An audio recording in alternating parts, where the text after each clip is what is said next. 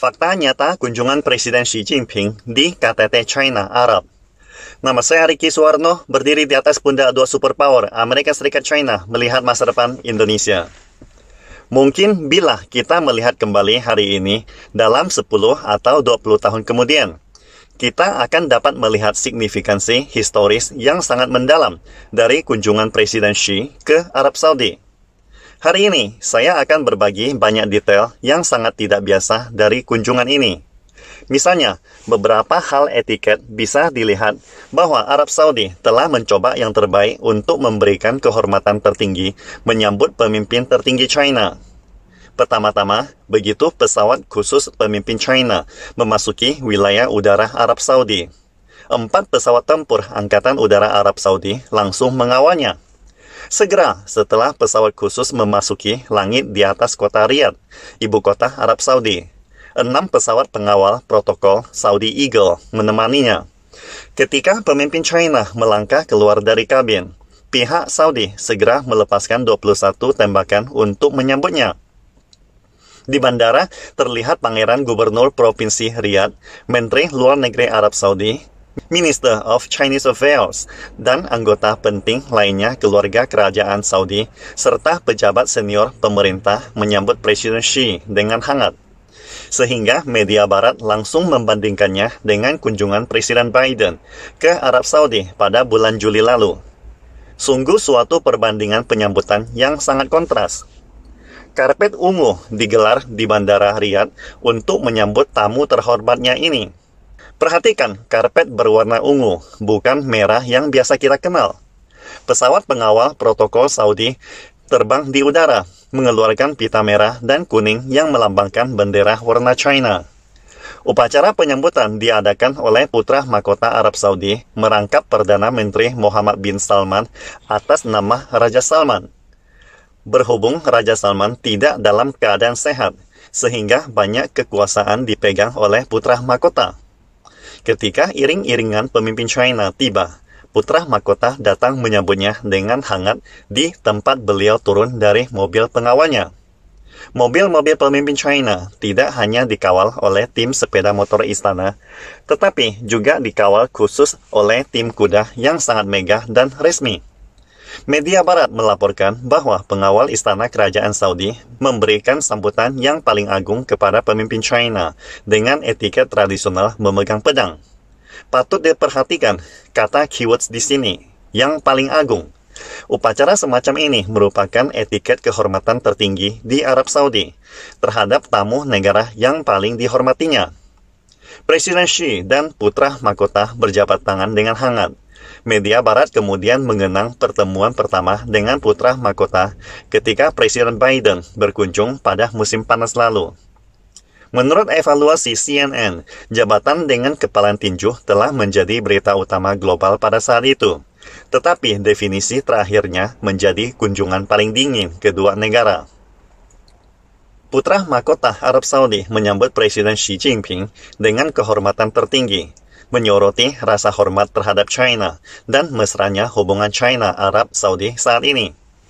Pihak Arab Saudi menyatakan perkembangan China adalah pertumbuhan kekuatan yang damai dan progresif. China adalah partner yang dapat dipercaya dan harus bekerja sama. Beberapa detail berikutnya lebih substantif. Misalnya, di Istana Kerajaan Riyadh, Presiden Xi dan Raja Salman secara pribadi menandatangani perjanjian kemitraan strategis komprehensif antara China dan Arab Saudi. Pemimpin kedua negara menandatanganinya secara langsung, yang sangat jarang terjadi di dunia. Kedua pemimpin sepakat untuk mengadakan pertemuan kepala negara setiap 2 tahun secara bergiril nantinya. Regulasi yang begitu jelas setiap 2 tahun juga jarang terjadi dalam sejarah diplomasi China. Tampaknya, hubungan China dan Arab Saudi memang tidak biasa. Kedua belah pihak juga sepakat mengangkat pemimpin Komite Gabungan Tingkat Tinggi China-Arab Saudi ke tingkat Perdana Menteri. Sebagian besar pemimpin bilateral serupa berada di tingkat Wakil Perdana Menteri, tetapi China dan Arab Saudi berada di tingkat Perdana Menteri. Para pemimpin kedua negara bersama-sama menghadiri naskah upacara pertukaran pembangunan bersama Belt and Road, bidang peradilan, pendidikan, energi hidrogen, investasi, perumahan, dan bidang kerjasama lainnya. Menurut pihak Saudi, jumlah total kerjasama mencapai 110 miliar riyal Saudi. China dengan tegas mendukung Arab Saudi dalam menjaga kedaulatan, keamanan, dan stabilitas nasional untuk terus menempuh jalur pembangunan yang sesuai dengan kondisi nasionalnya. Arab Saudi pada saat bersamaan juga tegas mendukung prinsip satu China, mendukung tindakan dan upaya China untuk penyatuan Taiwan, dan menentang kekuatan eksternal apapun yang mencampuri urusan dalam negeri China atas alasan apapun seperti hak asasi kemanusiaan sejenisnya. China mendukung visi 2030 Arab Saudi dan serangkaian inisiatif pembangunan besar seperti inisiatif Hijau Timur Tengah, maupun proses industrialisasi Arab Saudi dan diversifikasi ekonomi Arab Saudi. Pihak Saudi berkomitmen untuk terus mendukung Belt and Road China, memperluas perdagangan dan investasi bersama, dan menyambut lebih banyak perusahaan China untuk aktif berpartisipasi dalam proses industrialisasi, pembangunan infrastruktur dan energi utama Arab Saudi, bidang otomotif, teknologi, bahan kimia, pertahanan, pertambangan, dan bidang lainnya. Dengan kata lain, kontrak 110 miliar di atas hanyalah permulaan. Arab Saudi memiliki permintaan yang sangat besar dan monster infrastruktur China memiliki kekuatan yang jauh lebih besar untuk mendukungnya. Putra mahkota Arab Saudi sangat berterima kasih kepada China karena mendukung Arab Saudi menjadi mitra dialog Organisasi Kerjasama Shanghai dan bergabung dengan BRICS dan semua kerjasama yang dipimpin oleh China. China setuju untuk mendukung Arab Saudi sebagai negara tujuan wisata bagi warga negara China, sehingga Arab Saudi akan terus memperbanyak sekolah pendidikan Mandarin di Arab Saudi. Arab Saudi adalah negara penting di Timur Tengah. Seperti pertemuan kali ini adalah KTT 3 cincin, Three Rings Summit, antara China Saudi, China Sea, dan China Arab. Ini adalah inisiatif utama diplomasi China di Timur Tengah, dan tidak diragukan lagi merupakan peristiwa besar sejarah dunia. Putra mahkota Arab Saudi juga berjanji untuk berperan aktif dalam mendorong pengembangan lebih lanjut hubungan Arab-China. Saya tahu semua orang sangat peduli dengan kerjasama energi, seperti pembelian langsung minyak dalam pembayaran RMB yang telah diisukan oleh dunia luar. Oleh karena itu, di masa mendatang, minyak dunia tidak hanya mencakup petrodolar, tetapi juga petro-euro dan petro-renminbi.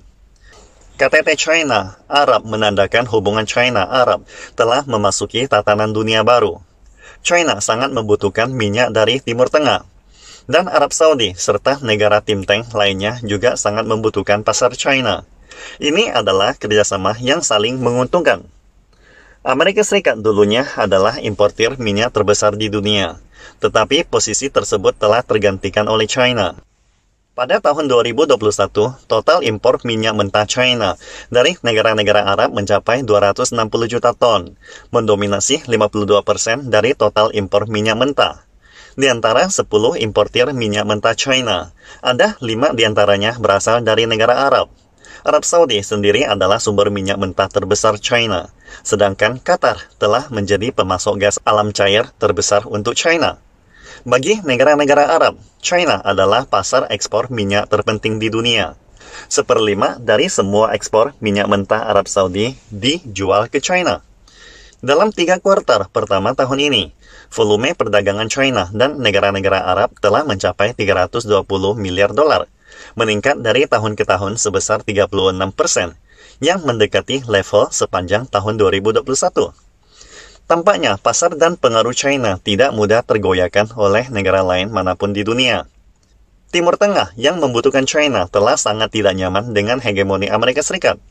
Sebagai contohnya, Anda mungkin telah memperhatikan bahwa China selalu menekankan kerjasama bisnis saling menguntungkan, seperti Belt and Road yang berlabuh dengan visi 2030 Arab Saudi, Belt and Road yang terhubung dengan inisiatif global maritim Indonesia, ataupun Belt and Road dengan Uni Ekonomi Eurasia yang dipimpin oleh Rusia.